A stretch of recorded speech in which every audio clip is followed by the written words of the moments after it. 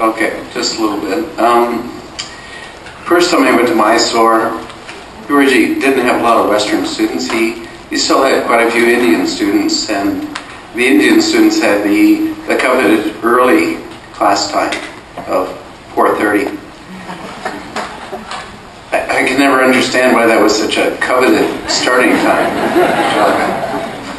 But anyway, so I used to come in about 6, just as Guruji was finishing with his Indian students, and you know, it was very relaxed. It was very social.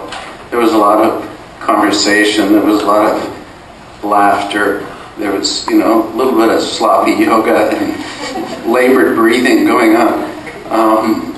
But everybody was having fun, and Guruji obviously had a great fondness for his students. And I remember there was this one really large man that Guruji used to do Viparita Chakrasana with.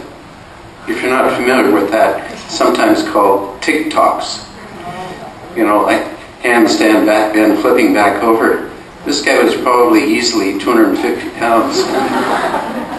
Guruji used to use like one hand, so the guy would do a handstand. Guruji would support him with one hand. His back would bend till his feet were about a foot off the floor. He's holding him with one hand, and then he would flip him back over. And so that was remarkable to witness. Anyway, once the Western students came in, the whole vibe in the room changed. You know, Guruji was all of a sudden all business. Things would get very quiet, and I don't know, it seemed like there was a lot more attention to detail. I guess Guruji was thinking that if these people, you know, travel halfway around the world to get here, they must be serious about doing this. So, yeah, it was a very different atmosphere. Terrifying. I think Tim pretty much covered it. When we first went, it was very relaxed in the yoga room, and yet with us, he was very strict. Behind us, people were telling jokes and stopping and talking and chatting.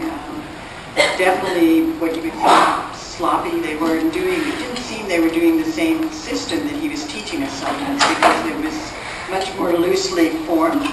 It felt more like maybe they were using it as a gymnasium. I think yoga for the Indian people was so natural in their culture that it wasn't something new. For us, it was something new and dynamic, and we were very serious about it. But for them, it was a part of life, and it seems most of them had some understanding of it. Even the people we'd meet on the train, they would laugh at us. You're doing yoga, and a guy got up one day and did Mayurasana on a moving train. It really is easy. Why would you come all this way? So they were very relaxed about it, and we were really gung-ho, and Guruji, took hold of that and really worked us. One thing I do want to say is everyone's making jokes, and it's true that he tortured us and he did all that, but he would put us back together.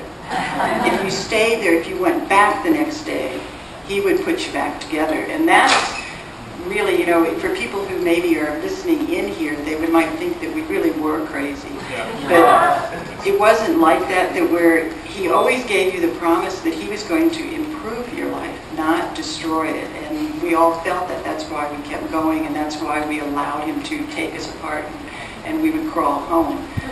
There was always the promise that you'd come out better than when you went in, and most of the times that happened. As far as most of us can tell, he came through on that contract promise, as far as most of us can tell. The other people didn't show up.